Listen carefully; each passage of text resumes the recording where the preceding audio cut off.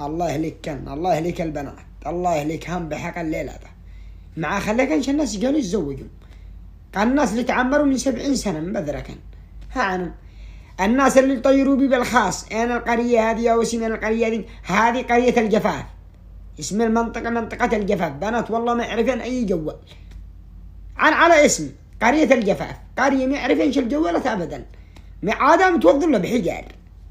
البنات الحكام مفتوح على ذي، تقولكم حقطاهم ما يعرفينش جوالات ولا يعرفين. لا أسن واحد شابع نزل لمنطقتهم مع جوال، يتجامعهم ويهربوا تلفزيون مش داري يقول جوال تلفزيون.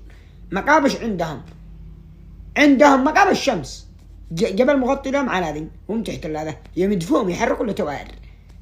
مو بكم ما بش قرية عادم بالفوانيس، قرية لا يعرفين لا توك توك ولا يعرفين جوال، اسمها قرية الجفاف، لا يعرفين لا توك توك ولا يعرفين جوال ولا يعرفين شيء. تربي لك جوالك صح، لا المو تتزوج لك واحدة مثلا من التوك توك تربيه بالتوك توك. صح والله. وانت يا بنات فيه مسحنا البرامج والله ما خلي مسحنا عيب، لكن والله فيه والله ما هو كذبة. هذه نصيحة لكن ما نش من النوع اللي يطلع يقول لك انت راقيه ولا قمر الزمان قمر احلام الورد حلمي يتحقق. مكتوب اسم حلمي جعل حلمي يتحقق، منين يتحقق وانت بالتوك توك؟ تحقق حلمش بالصلاة والعبادة والله ما هي كذبة.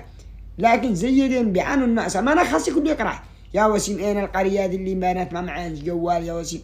قرية الجفاف كله احنا نتزوج منها، لا عاد تقعش والله ما معاين جوال، اسمه منطقة الجفاف قرية.